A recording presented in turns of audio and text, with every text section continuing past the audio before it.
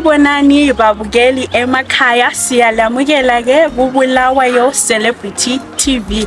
Thina ke sidabuka ke koBulawayo, koNtuthu ziyathunqa, komfazi ushaya indoda, the very well known city of kings and queens.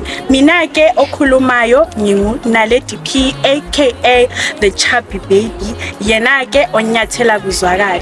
Thina ke njengoBulawayo Celebrity TV siphethe ke esitshisayo sithi ke geleza nathi woza lathi ke uzubona ke siphethe ke abahlabeleli aba-actayo, ama-model, ama-fashionista, ngithi konke nje khona sithi ke woza lathi. Namuhla ke angihambi ngedwa ke ngihamba ke lo mhlabeleli wethu ongusisi, ngapho ke uzozisho ke ibizo lakhe. Sabona ke sisi. Yebo, njani? Unjani ke sisi? Ngiyaphila. Singacela ke utsho ke kubalaleli ababukeli bakoBulawayo ke ibizo lakho nokuthi wena uyenza umculo. Ngiyabonga kakhulu. Ngithanda ukubingelela abalandeli nabalaleli. Igama lami elokuzalwa Alino Mhinde. Ngivela ngale then ibizo lami engilisebenzisa music ngizokuthiwa Sisilili. Alright. Ke Sisilili, ungasitshela ke yikuyini ke okwakwenza waqala ke ukufuna ukuhlabela? Owayenza ukuthi ngihlabele, ngingathi vele kwakuvele kukhona kimi, but ngingakaqalisa ukuhlabela lokhu ukuthi ngibe le ngoma zami. Since ngisesikolo vele ngangithanda ukuhlabela, e-church futhi ngilida ku-present worship, so kwayenza vele ukuthi lami ngiyenze umsebenzi wokuhlabela. Alright, njengoba limuzwa ke hayi ke yena uyenza ke umsebenzi wenkosi. Hayi ke mbukeli osekhaya, ungakhohlwa ke ukuthi usilandele kuma social media platforms ke thina ke sikhona ke ku YouTube Bulawayo Celebrity TV, ku TikTok hayi ke sikhona siya TikToker Bulawayo Celebrity TV, la ku Facebook sikhona ke Bulawayo Celebrity TV again. So sithi ke xhumana lathi ke ungakhohlwa ke to subscribe and ke woza ke uzokholisa lathi ke kuBulawayo Celebrity TV.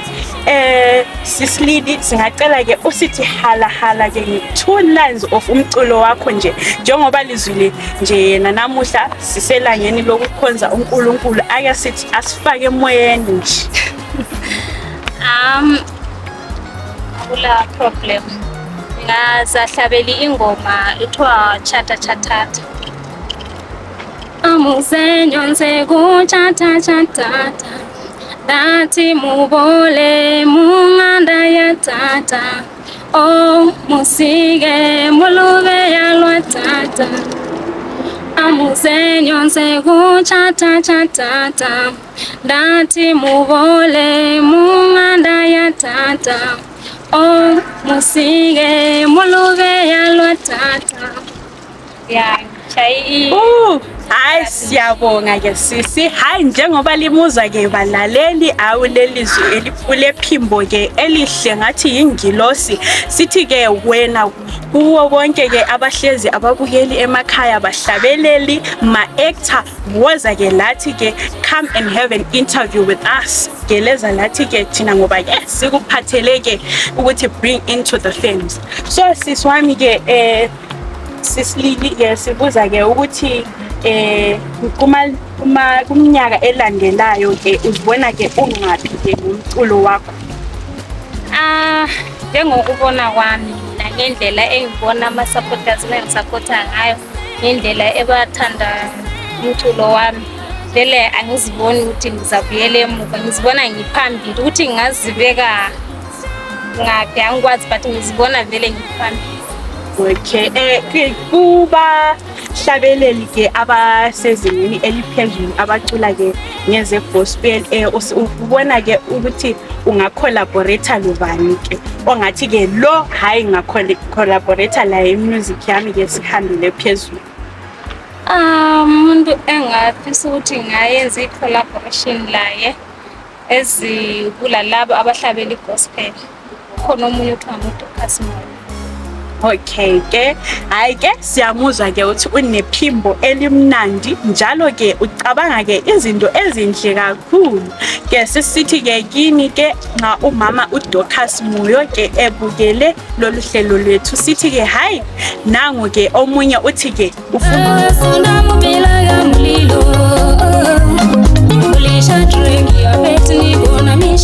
Themba ke ukuthi hayi bazophumana befake ke umculo ke lapha eZimbabwe to heights. Sithi ke hayi siyabonga ke Sisilili, sibonga ke isikhathi sakho, sibonga ke lokuhlabelela osenzele khona ke hayi Sisilili esingathi ke i-role model yakho ke owakwenziwa hawukela ke ukuthi ke ube ngumhlabeleli we-gospel music muba. Ngiyabonga Mbuzo Muhle. Umuntu owayenza ukuthi mina ngibe ngihlabela i-gospel uDorcas Moyo lona kade ngikhulumile. Dorcas Moyo, Mama Dorcas Moyo. Ngoba isikhathi siningi vele ngithanda ukulalela ingoma zakhe ze-gospel. Okay. So vele kuyangiyenza nje inhliziyo yami ijabule lami okay kokwayenza sithi ngihlabela i-gospel. Okay. Ke yibaphi ke ongathi ke ungababonga ke abakwenze ke waze waba ngumlili waze wangena ke ku-music industry? Sengabonga abantu engingababonga uproducer wami uBNC. Ngiyambonga kakhulu since ngaqala ukurekhoda kuye. Nguye ungikhuthazayo kakhulu ukuthi hayi ungayekeli ngoba ngendlela ohlabela ngayo nje seems like vela sizaphumelela. Then omunye ngambonga omunye lo ungihlabeleli ungikhuthaza kakhulu kule ndaba lezi zokuhlabela and then wangiyenza sibuthi ngidume sibili ngokuyenza ama-events ungihambisayo kakhulu. Ngibonga uMadewa abantwana bemsindisi. Okay. Nguye omunye ungikhuthazayo kakhulu ku-music.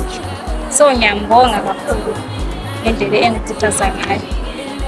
Hayi ke siyabonga ke Sisilili ke ohlezi khona ngapha endlini sithi ke sukuma lawe ke ukhuthazeke udlale ke ngephimbo lakho kumbe uact kumbe ke modela yenza lokho isipho sakho esiyiso sona ke dlala ngetalent mntwana wabantu.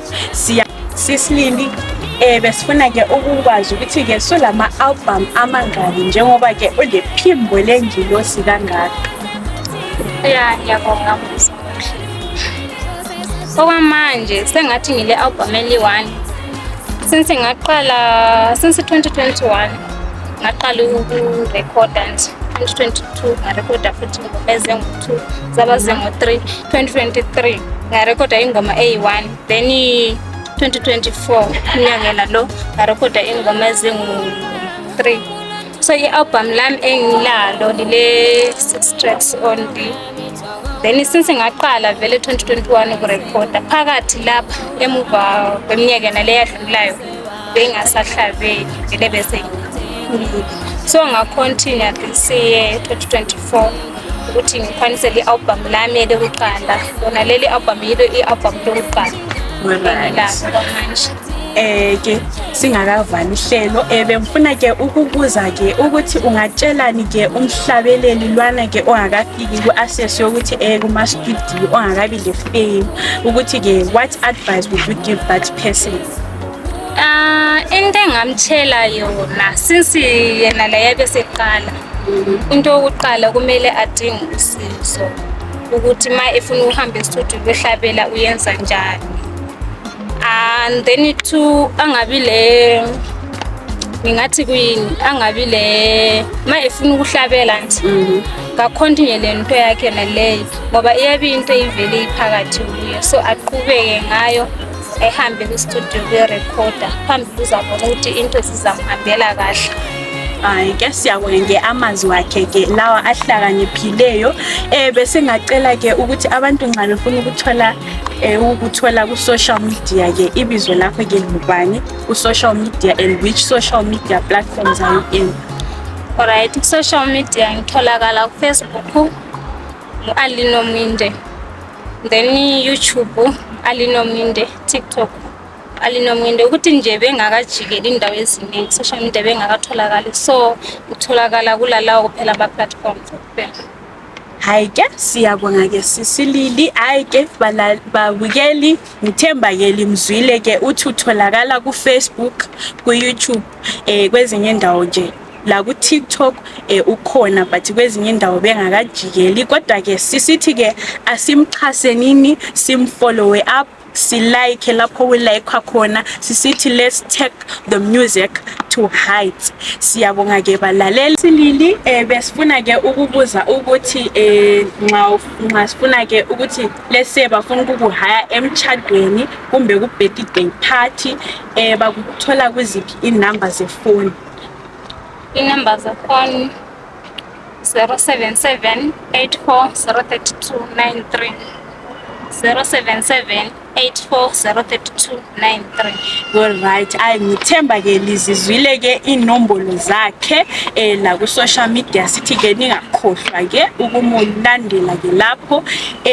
Singakavali ke uhlelo, sizacela ke usithi hala ke ngesitonga lathi kungathi ukuthi hayi ke abantu bebulawayo Celebrity TV ba tribal, akusithi ke ngesitonga ngoba hayi siyeza ukuthi uzama ukukhuluma ulimi lwethu, kodwa hayi ke hayi singacela ke usithi sisizwe lathi maybe lami ngaphuma ke semfundile.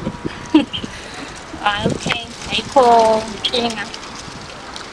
Chithanzi ndamujuzi kaMonse ibathobeli ibaswilisi lokwambula nguAlinominde kendo kupha ikulumba ku DC Bulawayo Celebrity TV ibandetha 1, so ndokupha kulumba ikaphathi lokho mubinda mukubothelo.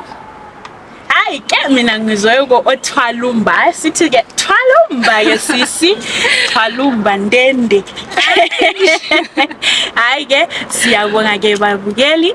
Sisithi ke ungakhohlwa ke ukuthi ke usi follow up as Bulawayo Celebrity TV ku Facebook, ku YouTube, la ku TikTok.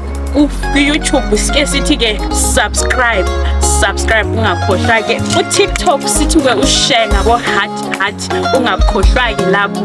Hayi sike siyabonga ke babukeli babo Bulawayo Celebrity TV. Sithi ke hlangana lathi ke next time sikuphathele ke ezinye ke ezimnandi izinto.